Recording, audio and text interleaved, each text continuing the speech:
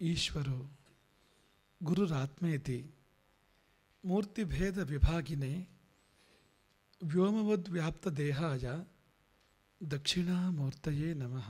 ಈಶಸ್ಯ ವಿಧೀಯತಾಂ ಅಪಚಿತಿ. ನಿನ್ನ ಕರ್ಮದಿಂದ ಈಶ್ವರನಿಗೆ ಪೂಜೆಯನ್ನು ಮಾಡು. ನೀ ಮಾಡುವ ಕರ್ಮ ಈಶ್ವರನ ಪೂಜೆಯಾಗಲಿ.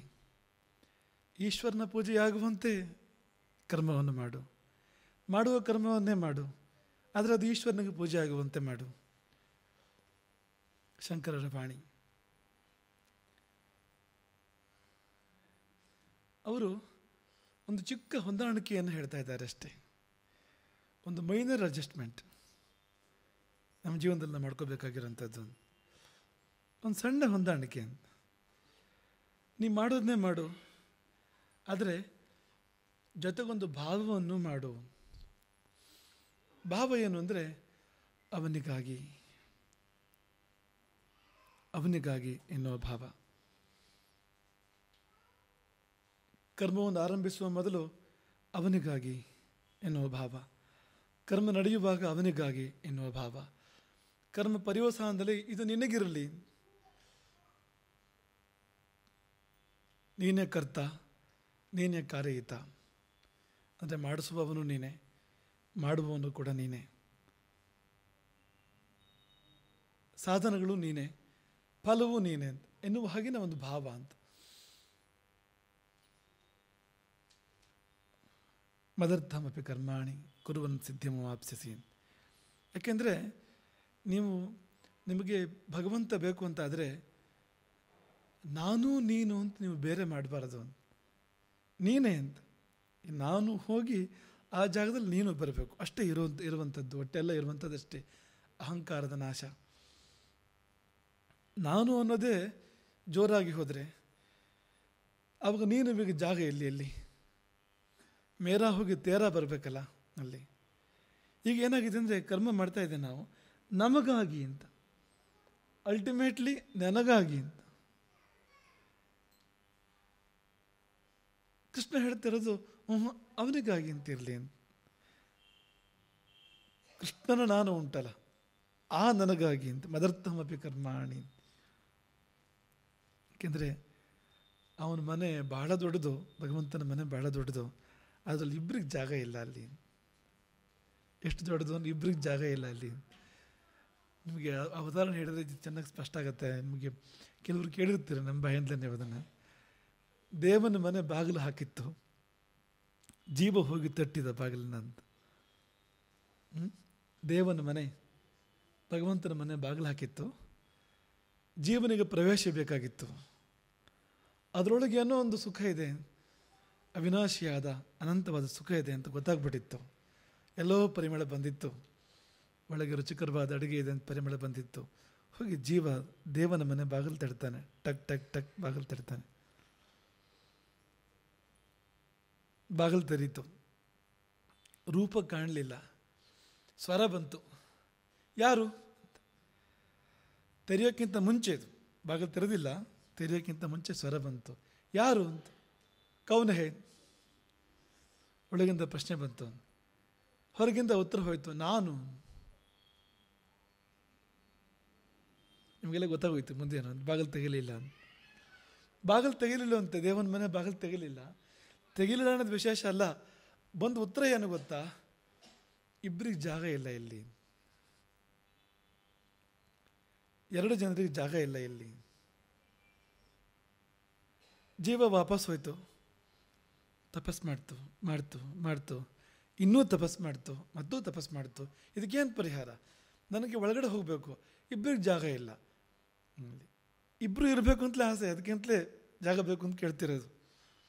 ನಾನು ಅವನು ಜೊತೆಗಿರಬೇಕು ಅಂತಲೇ ಆಸೆ. ಆ ಮನೆಯೊಳಗೆ ತುಂಬ ಸುಖ ಇದೆ, ಆದರೆ ಅವನು ಹೊರಟು ಹೋದರೆ ಯಾವ ಸುಖವೂ ಇಲ್ಲ. ಅವನೇ ಸುಖ ಅಂದರೆ ಅಂತ. ಅವನ ಜೊತೆಗಿರಬೇಕು ಅಂತ ಜೀವಕ್ಕೆ ಆಸೆ, ಜೀವವೆಂಬ ರಾಧೆಗೆ ಆಸೆ, ಜೊತೆಗಿರಬೇಕು ಅಂತ ಅಲ್ಲಿ ಹೋಗಿ ಅಂತ. ಈ ಸಮಸ್ಯೆಗೆ ಅಂತ ಪರಿಹಾರ?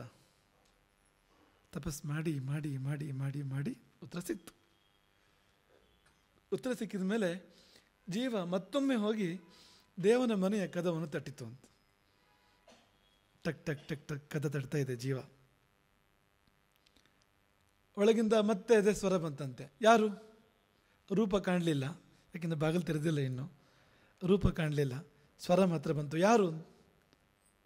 ಉತ್ತರ ಏನು ಹೋಯ್ತು ಗೊತ್ತಾ? ನೀನೇ. ಬಾಗಿಲು ತೆರೀತಂತೆ, ಜೀವ ಒಳಕ್ಕೆ ಹೋಯ್ತು. ಆಮೇಲೆ ಯಾವತ್ತೂ ಹೊರಗೆ ಬಂದಿದ್ದನ್ನು ಯಾರೂ ನೋಡಿಲ್ಲ. ಈಗವರೆಗೂ ಸುಖವಾಗಿದೆಯಂತೆ, ತುಂಬ ಸುಖವಾಗಿ, ತುಂಬ ಇದೆಯಂತೆ. ಅದಕ್ಕೆ ಈಗ ಆಗ ಅನ್ನೋ ವ್ಯತ್ಯಾಸವೇ ಇಲ್ಲ, ಯಾವಾಗಲೂ ಹಾಗೆ ಇರುತ್ತೆ ಅದು. ಆ ಉತ್ತರ ಬೇಕಲ್ಲಿ. ಯಾವ ಉತ್ತರ ಅಂದರೆ ನಾನು ಅನ್ನೋದು ಹೋಗಿ ನೀನು ಅನ್ನೋದು ಬರಬೇಕು ಅಲ್ಲಿ. ಅಹಂ ಹೋಗಬೇಕು, ತ್ವಂ ಬರಬೇಕು, ಭವಾನ್ ಬರಬೇಕಲ್ಲಿ, ಮೇರಾ ಹೋಗಬೇಕು, ತೇರಾ ಬರಬೇಕು. ಹಾಗಾಗಿ ಶಂಕರರು ಹೇಳಿದ್ದು, ನನಗಾಗಿ ಅಂತ ಇದೆಯಲ್ಲ ನೀನು ಕರ್ಮ ಮಾಡಬೇಕಾದ್ರೆ ಈಗ ಅದನ್ನು ಬಿಡು, ಅವನಿಗಾಗಿ ಅಂತ ಬರಲಿ. ತುಂಬ ಸಿಂಪಲ್ಲಾಗಿ ಹೇಳ್ತಾರೆ ಅವರು. ಸಿಂಪಲ್ಲೇ ಅದು. ಒಂದು ವೇಳೆ ಮಾಡಿಬಿಟ್ರೆ ಅದನ್ನು ಮಾಡೋಕ್ಕೆ ಸುಲಭ ಅಲ್ಲ. ಅದನ್ನು ಮಾಡಿಬಿಟ್ರೆ ಅದನ್ನು ಮತ್ತೇನೂ ಇಲ್ಲ, ಬೇರೆ ಯಾವ ಸಾಧನೆ ಬೇಕಾಗಿಲ್ಲ. ಉಳಿದಿದ್ದೆಲ್ಲ ತಾನಾಗಿ ಸಿದ್ಧ ಆಗಿಬಿಡುತ್ತೆ. ಒಂದು ಹೊಂದಾಣಿಕೆ, ಒಂದು ಅಡ್ಜಸ್ಟ್ಮೆಂಟ್. ನನಗಾಗಿ ಅಂತೇನಿದೆ ಈಗ ಅಲ್ಲಿ ಅವನಿಗಾಗಿ ಅಂತಲೂ ಒಂದು ಬದಲಾವಣೆ, ಭಾವನೆಯಲ್ಲಿ ಬದಲಾವಣೆ ಹೇಳ್ತಾ ಇರೋದಷ್ಟೇ ಅವರು. ಅಪ್ಪ ನಿನ್ನ ಮನೇಲಿ ಇರು, ನಿನ್ನ ಕೆಲಸನೇ ಮಾಡು, ನೀ ಮಾಡೋದನ್ನೇ ಮಾಡು, ಏನೂ ಬದಲಾವಣೆ ಕೇಳಲ್ಲ ನಾನು. ಒಂದೇ ಬದಲಾವಣೆ ಕೇಳೋದು ಭಾವದಲ್ಲಿ. ಏನು ಬದಲಾವಣೆ ಕೇಳ್ತೇನೆ ಅಂದರೆ, ನಾನು ಅಂತಿದೆಯಲ್ಲ, ನನಗೆ ಅಂತಿದೆಯಲ್ಲ, ನನಗಾಗಿ ಅಂತಿದೆಯಲ್ಲ, ನನ್ನ ಅಲ್ಲೆಲ್ಲ ನೀನು ಅಂತಂದುಬಿಡು. ನೀನು ನಿನ್ನ ನಿನಗಾಗಿ ನಿನಗೆ ನಾ ಹೋಗಿ ನೀ ಬರಬೇಕು. ಒಂದು ಅಕ್ಷರದ ಬದಲಾವಣೆ ಶಂಕರರು ಹೇಳಿದ್ದು. ಇದು ಕರ್ಮ ಮಾತ್ರದಲ್ಲ, ಎಲ್ಲಿ ಬೇಕಾದರೂ ನೀವು ಅದನ್ನು ತೊಗೊಂಡೋಗಿದ್ದೆ. ನಾನು ಈ ಸಿದ್ಧಾಂತವನ್ನು ಅನ್ವಯ ಮಾಡ್ಕೊಳ್ಳಿ. ನಾ ಹೋಗಿ ನೀ ಬಂದರೆ ನಮ್ಮ ಭಾವದಲ್ಲಿ ನಿಜವಾಗಿಯೂ ನಾ ಹೋಗಿ ನೀನು ಬರೋದಾಗ್ತದೆ ಅಂತ. ನೋಡಿ, ಈ ಜೀವಕ್ಕೂ ದೇವನಿಗಿರೋ ವ್ಯತ್ಯಾಸ ಏನು? ಜೀವ ಅಂದರೆ ಬಂಧನ, ದೇವ ಅಂದರೆ ಮುಕ್ತಿ. ಜೀವ ಬದ್ಧ, ದೇವ ಮುಕ್ತ. ಮತ್ತು ಜೀವ ಅಜ್ಞಾನಿ, ಅಲ್ಪಜ್ಞಾನಿ. ದೇವ ಪೂರ್ಣ ಜ್ಞಾನ ಸ್ವರೂಪ ಅವನು. ದೇವ ಅಂದರೆ ಖಂಡ, ತುಂಡು ಅವನು. ರಸ ಹೌದು, ತುಂಡರಸ. ಆದರೆ ಇಷ್ಟಕ್ಕೆ ಮಾತ್ರ ರಸವನು, ಇವನು ತುಂಡಿಗೆ ಮಾತ್ರ ರಸ ಆಗಿದ್ದಾನೆ. ಮತ್ತೆಲ್ಲ ಅವನೇ, ಇದು ಸೇರಿ ಎಲ್ಲಕ್ಕೂ ಅವನೇ ರಸ. ಇವನು ತುಂಡರಸ ಅಂತ ಒಂದು ತುಂಡು ಇಟ್ಕೊಂಡು ನಂದು ಅಂತ ಕೂತಿದ್ದಾನೆ. ನಂದೆಲ್ಲ ನಿಜವಾಗದು ಅಂತ. ಹಾಗಾಗಿ ಅವನು ಸರ್ವೇಶ್ವರ. ನಾವು ಒಂದಿಷ್ಟಕ್ಕೆ ಮಾತ್ರ. ನಿಂದೆಷ್ಟು ಮನೆ ಒಂದು ಸರ್ತಿ ಪ್ರವಚನದಲ್ಲಿ ಬಂದಿದೆ ಅದು. ನಾನು ಒಡೆಯ, ಎಷ್ಟು 5 ಎಕರೆ ಭೂಮಿ ಒಡೆಯ ನಾನು. ಹಾಗಂದ್ರೇನು? ಹಾಗಂದರೆ 5 ಎಕರೆ ಬಿಟ್ಟು ಮತ್ತು ಯಾವುದು ನಂದಲ್ಲ ಅಂತ. ಈ ನಂದಲ್ಲ ಅನ್ನೋದನ್ನು ಗುಡ್ಡೆ ಹಾಕಿ ಒಂದು ಕಡೆಗೆ, ನಂದು ಅನ್ನೋದನ್ನು ಗುಡ್ಡೆ ಹಾಕಿ ಒಂದು ಕಡೆಗೆ, ಇದನ್ನು ಒಟ್ಟಿಗೆ ನೋಡಿದರೆ ನಮಗೆ ಜುಗುಪ್ಸೆ ಬಂದುಬಿಡುತ್ತೆ ಅಂತ. ಬೇಡ ಅಂತ ಹಾಗನ್ಸ್ಬಿಡುತ್ತೆ ಅಂತ. ಇನ್ನೂ ಮುಂದುವರೆದಾಗ ಏನು ಅಂದರೆ, ನಾನು ಒಡೆಯ ಎಷ್ಟಕ್ಕೆ? 80/100, 60/40, ಆಮೇಲೆ 30/20 ಅಂದರೆ ಹೋಗ್ತಾ ಇದೆ ಮುಂದಕ್ಕೆ ಅಂತ. ಹಾಗೆ ಅದು ಅಂತ. ಅಷ್ಟಕ್ಕೆ ನಾನು ಒಡೆಯ. ಸುಮ್ಮನೆ ರಾಜೀನಾಮೆ ಕೊಟ್ಬಿಡು, ಅಷ್ಟು ನಿಂದೆ ಅಂತ ಅಂದ್ಬಿಡು, ದೊಡ್ಡವನಾಗ್ತೀಯ ಅಂತ ಅವನು ವೇದಾಂತ ಹೇಳ್ತಾ ಇರೋದಷ್ಟೇ, ಬೇರೆ ಏನಿಲ್ಲ. ಇಷ್ಟೇ ಚೂರು ಇಟ್ಕೊಂಡು ನಂದು ಅಂತ ಕೂತಿದೆಯಲ್ಲ, ಇದು ನಿಂದೆ ಅಂತ ಅಂದ್ಬಿಡು ಅಂತ. ಹಾಗೆ ಯಾಕೆ ಇದನ್ನು ಬೆಳೆಸಿದ್ವು ಅಂದರೆ, ಈಶ ಅವನು ಎಲ್ಲಕ್ಕೂ ಅಂತ. ಈ ನಮ್ಮ ಈಶತ್ವ ಅನ್ನೋದು ಸ್ವಲ್ಪಕ್ಕಿದೆ, ಸ್ವಲ್ಪ ಕಾಲಕ್ಕಿದೆ ಅದು ಅಂತ. ಅದು ಪೂರ್ಣವಾಗಿಲ್ಲ, ಸಂಪೂರ್ಣವಾದ ರೀತಿಯಲ್ಲಿ ಇಲ್ಲ.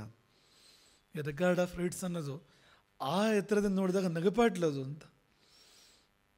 ಹೆಸರು ಬರ್ಕೊಂಡು ಬಿಟ್ರೆ ಆಗೋಯ್ತಾ ನಿಂದ ಇದು ಅಂತ. ಅಲ್ಲಿ ತಹಸೀಲ್ದಾರ್ ಆಫೀಸಲ್ಲಿ ಬಂದಿದೆ ಅಂತ ಆಗೋಯ್ತಾ, ನಿಂದ ಆಗೋಯ್ತಾ ಇದು ಅಂತ ನಗ್ತಾನೆ ಅವನು ನೋಡಿ. ಹಾಗೆ ಇವನು ಅಲ್ಪಕ್ಕೆ ಈಶ, ಅವನು ಅನಂತಕ್ಕೆ ಈಶ. ಜೀವ ಅಲ್ಪಕ್ಕೆ ಈಶ, ದೇವ ಅನಂತಕ್ಕೆ ಈಶ. ಮತ್ತು ಜೀವನಿಗೆ ಸುಖವಿದೆ, ಅಲ್ಪ ಸ್ವಲ್ಪ ಸುಖವಿದೆ, ಚಿಲ್ಲರೆ ಸುಖ ಇದೆ. ಅವನಿಗೆ ಪೂರ್ಣ ಸುಖ ಅವನು ಅಂತ ದೇವ ಅಂದರೆ ಅಂತ. ಶಂಕರಾಚಾರ್ಯರು ಸಿಂಪ್ಲಿ ಹೇಳ್ತಿರೋದು ಏನು ಅಂತಂದರೆ, ನೀನು ಸುಮ್ಮನೆ ಇದನ್ನು ತೆಗೆದು ಅದನ್ನ ಇಟ್ಬಿಡು ಇಲ್ಲಿ ಅಂತ. ನಿನ್ನೊಳಗೆ ಈ ಜೀವ ಅನ್ನೋ ಒಂದು ಭಾವ ಇದೆಯಲ್ಲ, ಇದು ತುಂಬ ಸೀಮಿತ, ತುಂಬ ಸಂಕುಚಿತ, ಅದು ಶಾಂತ, ಅದು ಅನಂತ ಅಲ್ಲ, ಅದು ನಶ್ವರ, ಅದು ವಿನಾಶಿ. ಇದು ಈಗ ನಾನು ಅಂತ ನೀನು ಯಾವುದಕ್ಕೆ ಅನ್ಕೋತಾ ಇದೆಯೋ ಅದು ತುಂಬ ಚಿಲ್ಲರೆ ವಸ್ತು ಆಗಿಬಿಟ್ಟಿದೆ ಅದು ಅಂತ. ಅದರ ಬದಲಿಗೆ ಅದನ್ನು ಎತ್ತಿ ಅಲ್ಲಿಡು ಆ ಭಾವವನ್ನು, ಅದು ನೀನು ಇದಲ್ಲ ಅಂತ. ತತ್ವಮಸಿ. ಅದಕ್ಕೆ ಸುಲಭ ಉಪಾಯ ಅಂದರೆ ಈ ಕರ್ಮಗಳನ್ನು ಮಾಡುವಾಗ ಈ ನನಗಾಗಿ ಅಂತ ಯಾವುದಕ್ಕೆ ನಾವು ಅನ್ಕೊಳ್ತಾ ಇದ್ದೀವಿ ಅದನ್ನು ಬಿಟ್ಟು ಅದು ಅವನಿಗಾಗಿ, ಅವನು ಅದು ಬಂದರೆ ಹೋಗಿ ಮುಕ್ತಾಯ ಆಗೋದು ಅಲ್ಲೇ ಇದು ಅಂತ. ಆಮೇಲೆ ಈ ನಮ್ಮ ಈ ನಾನು ಹೋಗ್ಬಿಡುತ್ತೆ, ಈ ಅಹಂ ಹೋಗ್ಬಿಡುತ್ತೆ, ಜೀವ ಅನ್ನೋದು ಹೋಗ್ಬಿಡುತ್ತೆ, ಅಲ್ಲಿ ದೇವ ಅಂತ ಬರುತ್ತೆ. ಇದು ಹೋಗಿ ಅದು ಬರಬೇಕು ಅಂತ. ಅದನ್ನು ನೀವು ಪುನಃ ನೆನಪಿಸೋದು. ಅದೊಬ್ಬ ಪರಮ ವೇದಾಂತಿ ಅವನು ತನ್ನ ಮನೆ ಮುಂದೆ ಬರ್ಕೊಂಡಿದ್ದಂತೆ ದೊಡ್ಡ ಫಲಕವನ್ನು, ನಾನು ಸಾಯಬೇಕು ಅಂತ.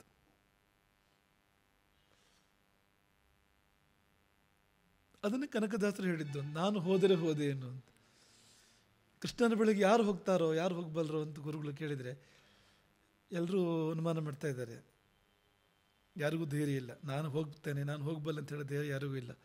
ಈ ಕನಕದಾಸರೊಬ್ಬರು ಹೇಳಿದ್ರಂತೆ, ನಾನು ಹೋದರೆ ಹೋದೇನು ಅಂದರೆ ಕನಕದಾಸ ಹೋದರೆ ಹೋದಾನು ಅಂತ ಅನ್ನೋ ಭಾವ ಅಲ್ಲ ಅದಕ್ಕೆ. ನಾನು ಇದೆಯಲ್ಲ ಅಹಂ, ಇದು ಹೋದರೆ ನಾನು ಹೋದೇನು ಅಂತ.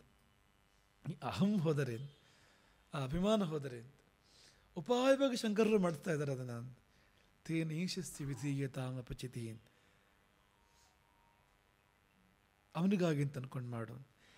ಈ ಒಂದು ಮೈನರ್ ಅಡ್ಜಸ್ಟ್ಮೆಂಟ್, ಈಗ ನನಗಾಗಿ ನಮಗಾಗಿ ನನಗೆ ಅಂತಿರೋದು ಅವನಿಗಾಗಿ ಅವನದು ಅನ್ನೋ ಭಾವ ಇದೆಯಲ್ಲ, ಈ ಒಂದು ಭಾವ ಬಂದರೆ ಏನಾಗುತ್ತೆ ಅಂದರೆ ಅದಕ್ಕೆ ಅದನ್ನು ವೇದವೇ ಹೇಳುತ್ತೆ ಏನಾಗುತ್ತೆ ಅಂತ ಅನ್ನೋದನ್ನು. ತಸ್ಯೈವಂ ವಿದುಷಃ, ಯಾರು ಹೀಗೆ ಭಾವಿಸಿದಾನೋ,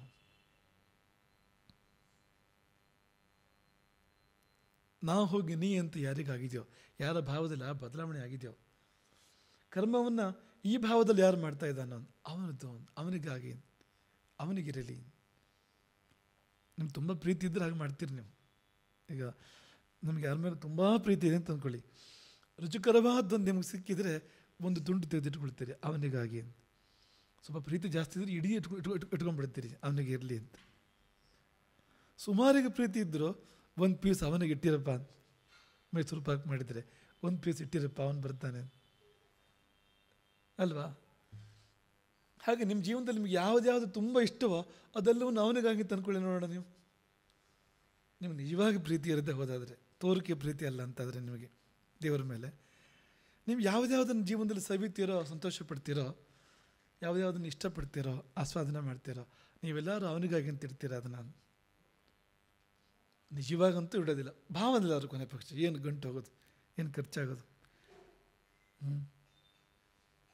ಈಗ 300 ಗ್ರಾಮ್ ಊಟ ಮಾಡ್ತೀರಿ ಅಂದರೆ 1 ಗ್ರಾಮು ಕಮ್ಮಿ ಮಾಡೋದು ಬೇಡ, 300 ಗ್ರಾಮ ಊಟ ಮಾಡಿ. ಆದರೆ ಅವನಿಗಾಗಿ ತಂದ್ಕೊಂಡು ಬಿಡಿ ಅಂತ. ಖರ್ಚಿಲ್ದಿರೋ ವ್ಯವಹಾರ ನೋಡಿ, ಖರ್ಚಿದೆ, ನಾವೇ ಖರ್ಚಾಗಿ ಹೋಗ್ತೇವೆ ಅದರಲ್ಲಿ, ನಮ್ಮ ಧನವೇ ಖರ್ಚಾಗತ್ತೆ ಅಂತ. ಅದ್ರ ಖರ್ಚು ಅಂಥದ್ದು ಅಂತ.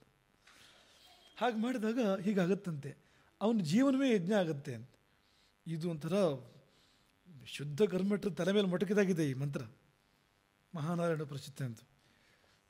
ಏವಂ ವಿದುಷಃ, ವಿದುಷಃ ಅಂತ ತಿಳಿದವನಿಗೆ ಯಜ್ಞ ಯಾವುದು, ಯಜ್ಞ ಹೇಗಿರುತ್ತೆ ಒಂದು ತಿಳಿದವನ ಯಜ್ಞ ಅಂದರೆ ಆತ್ಮ ಯಜಮಾನ, ಅವನ ಜೀವನವೇ ಯಜ್ಞ.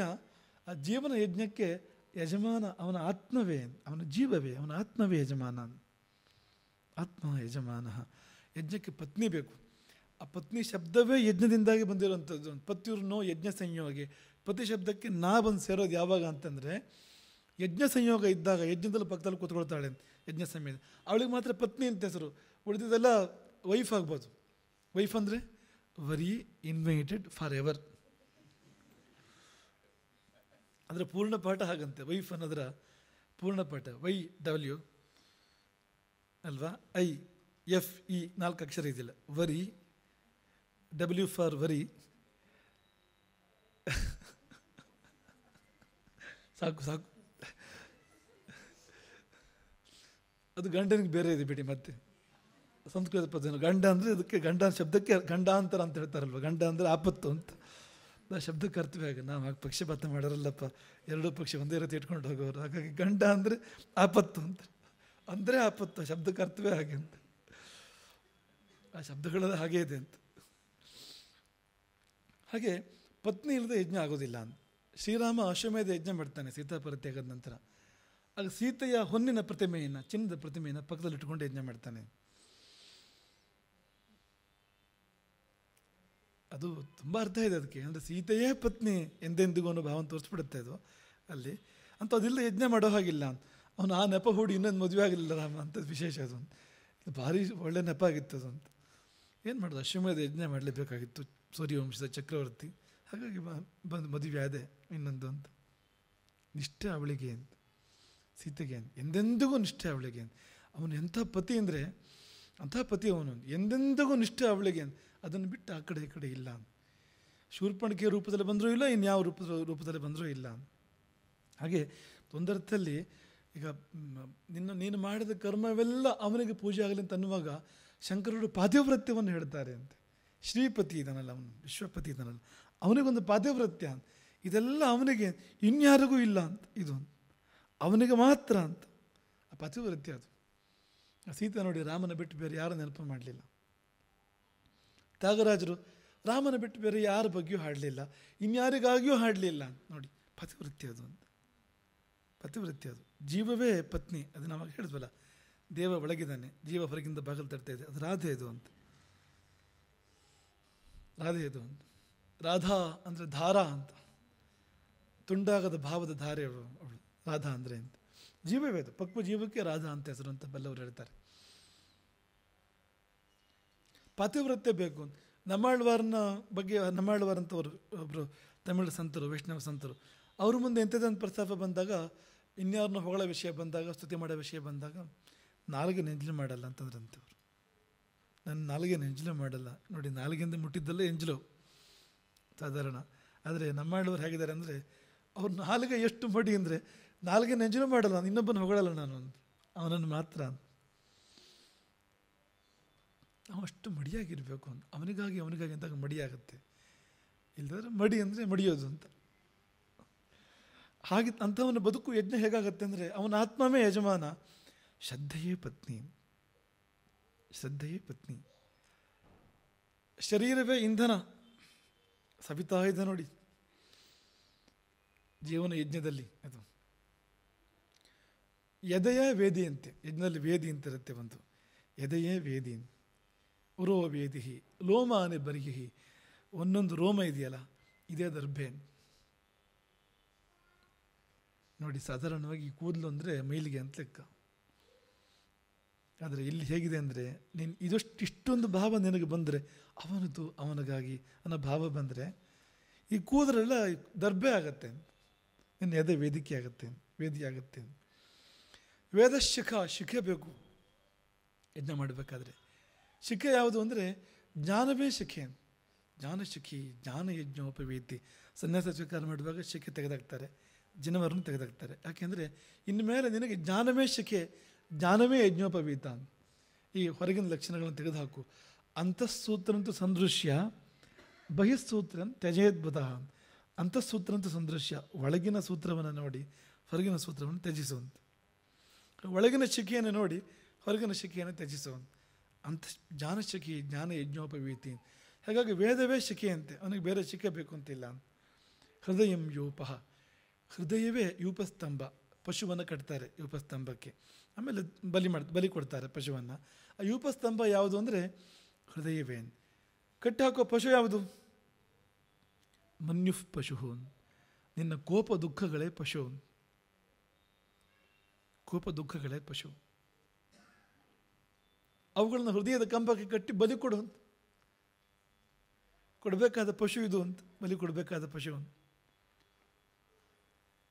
ಇನ್ನು ಕಾಮ ಆಜ್ಯಂ. ತುಪ್ಪ ಯಾವುದು? ತುಪ್ಪ ಇಲ್ಲದೆ ಹೋಮ ಎಲ್ಲಿ ಮಾಡೋಕ್ಕಾಗತ್ತೆ? ನಿರಂತರವಾಗಿ ಅಜ್ಜಾಹುತಿಯನ್ನು ಮಾಡಲೇಬೇಕಲ್ಲ. ಯಾವುದು ಅಂದರೆ ಕಾಮನೆಗಳೇ ಆಜ್ಯ. ಕಾಮನೆಗಳನ್ನೇ ಹೋಮಿಸು. ಕಾಮವನ್ನು ಹೋಮ ಮಾಡು ಅನ್ನುವ ಒಂದು ವೇದ ಇದು ನೋಡಿ. ಪ್ರಪಂಚದಲ್ಲಿ ಬೇರೆ ಎಲ್ಲೂ ಇಲ್ಲ. ಕಾಮವನ್ನೇ ಹೋಮ ಮಾಡು ಒಂದು ಬರುತ್ತೆ. ಕಾಮ್ಯ ಮತಿ ತ್ಯಜ್ಯತ, ಮುಂದಿನ ಹೆಜ್ಜೆನೇದು ಈ ಉಪದೇಶ ಪಂಚಕದಲ್ಲಿ.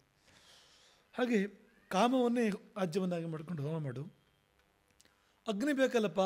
ಅಗ್ನಿ ಎಲ್ಲಿದೆ? ತಪೋಗ್ನಿ, ತಪಸ್ಸೆ ಅಗ್ನಿ. ಒಂದು ಕಾವು ಬರುತ್ತೆ ನೋಡಿ. ನಿರಂತರವಾಗಿ ನೀವು ಅದನ್ನು ಅನುಸಂಧಾನ ಮಾಡೋಕ್ಕೆ ಶುರು ಮಾಡಿದರೆ ಒಳಗೆ ಒಂದು ಕಾವು ಬರುತ್ತೆ ತಾನೇ ತಾನಾಗಿ. ನೀವು ತುಂಬ ಸ್ಥೂಲವಾಗಿದ್ದು ಹೇಳಬೇಕು ಅಂದರೆ ನೀವು ಆಸನ ಮಾಡಿ, ಸಿದ್ಧಾಸನ, ಪದ್ಮಾಸನ ಯಾವುದೇ ಆಸನ ಮಾಡಿ, ಆಸನ ಮಾಡಿ ಹಾಗೆ ದೀರ್ಘಕಾಲ ಕೂತ್ಕೊಳ್ಳಿ, ಕಾವು ಬರುತ್ತೆ ತಾನೇ ತಾನಾಗಿ. ಬರೀ ಚರ್ಮ ಬಿಸಿ ಆಗೋದಿಲ್ಲ, ಒಳಗಡೆ ಒಂದು ಕಾವು ಬರುತ್ತೆ, ತಾನೇ ತಾನಾಗಿ ಒಂದು ಕಾವು ಬರುತ್ತೆ. ಮೂಲಾಧಾರ ಚಕ್ರದಲ್ಲಿ ಅಗ್ನಿ ಅದು ಏಳುತ್ತೆ ಅಂತ, ಪ್ರಜ್ವಲಿತವಾಗುತ್ತೆ ಅದು ಅಂತ. ಅದಕ್ಕೆ ಮೇಲ್ಗಡೆ ಬ್ರಹ್ಮರಂಧ್ರದಲ್ಲಿರುವ ಚಂದ್ರಮಂಡಲ ಕರಗಿ ಅದಕ್ಕೆ ಆ ಬಿಸಿಗೆ ಕರಗಿ ಅಲ್ಲಿ ಬೀಳುತ್ತಂತೆ. ಅದೊಂದು ಹೋಮ ಅಂತ ಹೇಳ್ತಾರೆ. ಬ್ರಹ್ಮರಂಧ್ರಗತೆ ಚಂದ್ರಮಂಡಲೆ ಅಮೃತವರ್ಷಿಣಿ, ಅಲ್ಲೊಂದು ಚಂದ್ರಮಂಡಲ ಇದೆಯಂತೆ ಅಂತರಂಗದಲ್ಲಿ, ಅಂತರಾಳದಲ್ಲಿ ಒಳಗಿಲ್ಲೊಂದು ಚಂದ್ರಮಂಡಲ ಇದೆಯಂತೆ. ಅದು ಕರಗಿ ಬೀಳಬೇಕು ಕೆಳಗಡೆಗೆ. ಅದು ಕರಗಿ ಬೀಳಬೇಕು ಅಂದರೆ ಕೆಳಗಿಂದ ಅಗ್ನಿ ಜ್ವಲಿಸಬೇಕು ಅಂತ. ಆ ಕರಗಿ ಬೀಳುವಾಗ ಜೀವ ಅದನ್ನು ಸ್ವೀಕಾರ ಮಾಡ್ತಾನೆ ಅದನ್ನು ಅಂತ. ಸೋಮಪಾನ ಅಂದರೆ ಅದು ಅಂತ, ಅಮೃತಪಾನ ಸೋಮಪಾನ ಅಂದರೆ ಅದು ಅಂತ. ಈ ಖೇಚರಿ ವಿದ್ಯೆ ಅಂತ ಹೇಳ್ತಾರೆ. ನಾಲಿಗೆಯನ್ನು ಹಿಂದೆ ಹಿಮ್ಮುಖ ಮಾಡಿ ಅಂತೆಲ್ಲ, ಹಿಂದಕ್ಕೆ ಹೋಗಿ ಎಲ್ಲ ತಗಲ್ಬೇಕು ನಾಲಿಗೆ ಅಂತೆಲ್ಲ ಇದೆಯಲ್ಲ, ಅದರಲ್ಲಿ ಅದೇನು ಅಂದರೆ ನಿಜವಾಗಿ ಆ ಭಾವದಲ್ಲಿ ನಾವು ಕೂತ್ಕೊಂಡಾಗ, ದೀರ್ಘಕಾಲ ಕೂತ್ಕೊಂಡಾಗ ಆ ಮೇಲಿನ ಅಮೃತ ಮಂಡಲ ಚಂದ್ರಮಂಡಲ ಕರಗಿ ಬೀಳುವಾಗ ಜೀವವೇ ಅದನ್ನು ಸ್ವೀಕರಿಸುವಂಥದ್ದು, ಅಮೃತವನ್ನು ಪಾನ ಮಾಡುವಂಥದ್ದು ಅನ್ನುವ ಹಾಗೆ. ಆದರೆ ಯೋಗದ ಸೂಕ್ಷ್ಮಗಳದು. ಇಲ್ಲಿ ನಾವು ಹೇಳೋದೇನೆಂದರೆ ದೀರ್ಘಕಾಲ ನೀವು ಕೂತ ಕೂಡಲೇ ಒಂದು ತಾಪ ಉಂಟಾಗುತ್ತೆ ನಿಮ್ಮೊಳಗೆ ಅಂತ. ತಾಪ ಅಂದರೆ ಈ ಮನಸ್ತಾಪ, ಬೇಜಾರು ಆ ಥರದ್ದಲ್ಲ ಅದು. ತಾಪ ಅಂದರೆ ಒಂದು ಕಾವು, ಒಳಗಿಂದ ಒಂದು ಅಗ್ನಿ ಪ್ರಜ್ವಲಿತವಾಗುವಂಥದ್ದು ಅಂತ. ಹಾಗೆ ತಪೋಗ್ನಿ, ಒಬ್ಬನ ಶಾಮಿತ್ರ ಅಂತ ಇರ್ತಾನೆ, ಈ ಪಶುವನ್ನು ಎಚ್ಚರ ತಪ್ಪಿಸೋನು ಯಜ್ಞದಲ್ಲಿ.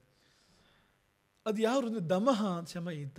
ನಾವು ಮಾಡೋದು ದಮಃ ಅಂದರೆ ಇಂದ್ರಿಯ ನಿಗ್ರಹ ಇದೆಯಲ್ಲ, ಇಂದ್ರಿಯಗಳಿಗೆ ಒಂದು ಸಂಯಮ ನಾವು ಕಣ್ಣು ಕಿವಿ ಮೂಗು ನೋಡು, ಆದರೆ ಬೇಡದಿರೋದನ್ನೆಲ್ಲ ಕೇಳು, ಬೇಡದಿರೋದನ್ನೆಲ್ಲ ಬೇಕಾದನ್ನು, ಆ ಒಂದು ದಮ ಅಂತ ಹೇಳ್ತಾರೆ ಅದಕ್ಕೆ, ಇಂದ್ರಿಯ ನಿಗ್ರಹ. ಅದೇ ಶಾಮಿತ್ರ. ಈ ಪಶುವಿಗೆ ಮನ್ಯುವಿಗೆ ಎಚ್ಚರ ತಪ್ಪಿಸೋದು ಯಾವುದು ಅಂದರೆ ಅದೇ ಅಂಥದ್ದು ಅಂತ. ಕೋಪ ದುಃಖಗಳು ಎಲ್ಲ ಇದೆಯಲ್ಲ, ಅದನ್ನು ಎಚ್ಚರ ತಪ್ಪಿಸಿ ಬಲಿ ಹಾಕಬೇಕಲ್ಲ ಅದನ್ನು. ಆ ಶಾಮಿತ್ರ ಯಾರು ಅಂದರೆ ದಮಃ, ಇಂದ್ರಿಯ ನಿಗ್ರಹ. ಹಾಗೆ ದಾನಂ ದಕ್ಷಿಣ, ಜೀವನದಲ್ಲಿ ಏನೇನು ಕೊಟ್ಟಿಯೋ ಅದೆಲ್ಲ ದಕ್ಷಿಣೆ. ನೀವು ಕೊಟ್ಟಿದ್ದೆಲ್ಲ ದಕ್ಷಿಣ ಜೀವನದಲ್ಲಿ ಕೊಡು. ಅದಿಲ್ಲದೆ ಯಜ್ಞ ಪೂರ್ಣ ಆಗೋದಿಲ್ಲ ಅಂತ. ಯಾವುದೇ ಯಜ್ಞ ಪೂರ್ಣ ಆಗಬೇಕಾದ್ರೆ ದಕ್ಷಿಣೆ ಬೇಕೇ ಬೇಕಂತೆ. ಕೊಡದೆ ನಿನ್ನ ಜೀವನ ಪೂರ್ಣ ಆಗೋದಿಲ್ಲ ಅಂತ, ಕೊಡು ಅನ್ನೋ ಭಾವ. ಮತ್ತು ಒಂದಷ್ಟು ಋತ್ವಿಜರು ಬರ್ತಾರೆ ಅಲ್ಲಿ, ಹೋತ, ಅಧ್ವರ್ಯು, ಉದ್ಗಾತ, ಬ್ರಹ್ಮ ಅಂತೆಲ್ಲ ಬರ್ತಾರೆ. ಅದರ ಯಾರು ಅಂದರೆ ಇಂದ್ರಿಯಗಳೇನು, ವಾಗಿಂದ್ರಿಯ, ನಮ್ಮ ಮಾತು ಅನ್ನೋದು ಹೋತ. ದೇವತೆಗಳನ್ನು ಕರೆಯೋ ರುಕ್ಕುಗಳನ್ನು ಹೇಳಬೇಕು, ಹೋತ ಅಂದರೆ ಅವನ ಕೆಲಸ ಅದು. ಪ್ರಾಣ ಉದ್ಗಾತ, ಸಾಮಗಾನ ಹಾಡುವ ಉದ್ಗಾತ, ಅದು ಯಾರು ನಮ್ಮ ಪ್ರಾಣವೇ ಅಂತ. ಅದು ಚಕ್ಷುರ ಅಧ್ವರ್ಯು, ಹೋಮ ಮಾಡೋ ಅಧ್ವರ್ಯ ಯಾರು, ಚಕ್ಷುಸ್ಸು ನಮ್ಮ ಕಣ್ಣು, ಹೋಮ ಮಾಡೋ ಕೆಲಸ ಅದರದ್ದು. ಚಕ್ಷುರಧ್ವರ್ಯು. ಮನೋಬ್ರಹ್ಮ, ಬ್ರಹ್ಮ ಅಂತ ಒಬ್ಬರು ತ್ವಜ ಬರ್ತಾನೆ ಅಲ್ಲಿ ಯಜ್ಞದಲ್ಲಿ. ಅವನ ಕೆಲಸ ಏನಂದರೆ ಸರಿ ಏನಾಯಿತು ತಪ್ಪೇನಾಯಿತು ನೋಡೋದು ಅವನ ಕೆಲಸ. ದ್ಯಾವ ಪೃಥ್ವಿ ಸಮೀಕ್ಷಮಾಣ, ಆಕಾಶ ಭೂಮಿಗಳನ್ನ ಅವಲೋಕನ ಮಾಡ್ತಾ ಇರಬೇಕು. ತಪ್ಪೇನಾಯಿತು ಯಜ್ಞದಲ್ಲಿ ನೋಡಬೇಕು, ಸರಿಪಡಿಸ್ಬೇಕು ಅದನ್ನ ಕೂಡಲೇ, ಹಾಗಲ್ಲ ಹೀಗೆ ಅಂತ ಅನ್ಬೇಕು. ಇಲ್ಲಿ ನಮ್ಮ ಈಗಿನ ಸ್ಮಾರ್ಥ ಹೋಮಗಳು ಕೂಡ ಬ್ರಹ್ಮ ಅಂತ ಒಬ್ಬರನ್ನು ಕೂರಿಸ್ತಾರೆ, ಬ್ರಹ್ಮತ್ವ ಬ್ರಹ್ಮ ಅಂತ. ಈಗೀಗ ಕಾಯಿ ಬ್ರಹ್ಮ ಆಗಿದೆ ಅಲ್ಲಿ. ಒಂದು ವೈದಿಕರು ಕಡಿಮೆ ಮಾಡೋದಕ್ಕೆ ಉಪಾಯವನ್ನು ಕಾಯಿ ಇಟ್ಬಿಡೋದು ಅಲ್ಲಿ ಅಂತ. ಬ್ರಹ್ಮ ಅನ್ನೋದು ತುಂಬ ದೊಡ್ಡ ಪಾತ್ರ. ಅಂದರೆ ಎಲ್ಲೂ ಏನೂ ತಪ್ಪು ತಡೆ ಬರಬಾರ್ದು, ಅದು ಬ್ರಹ್ಮ ನೋಡಬೇಕಾಗಿರ್ತದು. ಮನೋಬ್ರಹ್ಮ, ನಿನ್ನ ಮನಸ್ಸೇ ಬ್ರಹ್ಮ, ನಿನ್ನ ಮನಸ್ಸು ನೋಡಬೇಕು ಅಂತ. ಜೀವನ ಯಜ್ಞದಲ್ಲಿ ತಪ್ಪು ಎಷ್ಟಾಯಿತು ಸರಿ ಎಷ್ಟಾಯಿತು ಅಂತ ಅವಲೋಕಿಸು, ನಿನ್ನ ಮನಸ್ಸು ಬ್ರಹ್ಮ, ಮನೋಬ್ರಹ್ಮ. ಹೀಗೆ ಇಲ್ಲಿ ಯಜ್ಞಕ್ಕೆ ದೀಕ್ಷೆ ಇರುತ್ತೆ, ಒಂದು ಇಂತಿಷ್ಟು ದಿನ ದೀಕ್ಷೆ ಅಂತ ಇರುತ್ತೆ ಯಜ್ಞಕ್ಕೆ, ಶುರುವಾಗಿ ಮುಗಿಯುವವರೆಗೆ ದೀಕ್ಷೆ ಅಂತ ಇರುತ್ತೆ. ಅದ್ಯಾವುದು ಇಲ್ಲೇನದು ಅಂತ ಕೇಳಿದರೆ, ಯಾವ ಧ್ರಿಯತೆಯೇ ಸಹ ದೀಕ್ಷಾ, ನೀನು ಎಲ್ಲಿವರೆಗೆ ಬದುಕಿರ್ತೀಯೋ ದೀಕ್ಷೆ ಅದು ಅಂತ. ನಿನ್ನ ಆಯುಸ್ಸೇ ದೀಕ್ಷೆ ಅಂತ. ಹಾಗಾಗಿ ದೀಕ್ಷೆ ಕೆಲವು ದಿನ ಇದೆ, ಕೆಲವು ದಿನ ಇಲ್ಲ, ಎಷ್ಟು ದಿನದ ಯಜ್ಞ ಆಮೇಲೆ ಫ್ರೀ, ಹಾಗೆಲ್ಲ ಇಲ್ಲ ಅಂತ. 18 ದಿನದ ಯಜ್ಞ, 46 ದಿನದ ಯಜ್ಞ, ಆಮೇಲೆ ಅಯ್ಯಪ್ಪ ಸ್ವಾಮಿ ಇಲ್ಲಿ ನಾವೀಗ 40 ದಿನ ದೀಕ್ಷೆ ಮಾಡ್ತಾರಲ್ಲ, ಎಲ್ಲ ಯಾವುದನ್ನು ಮುಟ್ಟಿದೆ, ಮಧು ಮಾಂಸ ಮಾನಿನಿ ಯಾವುದನ್ನು ಮುಟ್ಟಿದೆ 40 ದಿನ ದೀಕ್ಷೆ ಮಾಡಿ, ಅದು ಮುಗಿದ ಮೇಲೆ ವಾಪಸ್ ಬರಬೇಕಾದ್ರೆ ಶುರುವಾಗುತ್ತೆ, ಅಲ್ಲೇ ಇಳಿಬೇಕಾದ್ರೆ ಶುರು ಅಂತ, ಜೀವನದಲ್ಲಿ ಹಿಡಿದಾಯ್ತು ಅನ್ನುವಂಥ. ಹಾಗಲ್ಲ, ಯಾವ ಧ್ರಿಯತೆಯ ಸಹ ದೀಕ್ಷಾ, ಬದುಕಿರುವವರಿಗೆ ಆ ಬದುಕೇ ದೀಕ್ಷೆ. ಯದಶ್ನಾತಿ ತದ್ಧವಿ, ತಿನ್ನೋದೆಲ್ಲ ಹವಿಸ್ಸು, ನೀನು ಊಟ ಮಾಡಿದ್ದೆಲ್ಲ ಹವಿಸ್ಸು, ಸೇವಿಸಿದ್ದೆಲ್ಲ, ಪಾನ ಮಾಡಿದ್ದೆಲ್ಲ ಸೋಮಪಾನ. ಹೀಗೆಲ್ಲ ಹೇಳಿ ಕೊನೆಗೆ ಏನು ಮರಣಂ ತದ ಅವಭೃತ. ಈ ಯಜ್ಞದ ಕೊನೆಯಲ್ಲಿ ಅವಭೃತ ಸ್ನಾನ ಅಂತ ಮಾಡೋಕ್ಕಿದೆ ಒಂದು. ಯಜ್ಞ ಮುಗಿತು ಅನ್ನೋದಕ್ಕೆ ಕುರುಹೋದು, ಅವಭೃತ ಸ್ನಾನ ಅಂತ ಮಾಡ್ತಾರೆ. ಈ ಜೀವನ ಯಜ್ಞದಲ್ಲಿ ಅವಭೃತ ಯಾವುದು ಅಂದರೆ ಮರಣವೇ ಅವಭೃತ. ಅಗ್ನಿಯಲ್ಲಿ ಸ್ನಾನ, ಶರೀರವನ್ನು ಅಗ್ನಿಯಲ್ಲಿ ದಹನ ಮಾಡ್ತಾರಲ್ಲ, ಅಗ್ನಿಯಲ್ಲಿ ಸ್ನಾನ, ಮರಣವೇ ಸ್ನಾನ. ಇದು ಯಜ್ಞ ಅಂದರೆ ಬ್ರಹ್ಮಣೋ ಮಹಿಮಾನ ಆಪ್ನೋತಿ.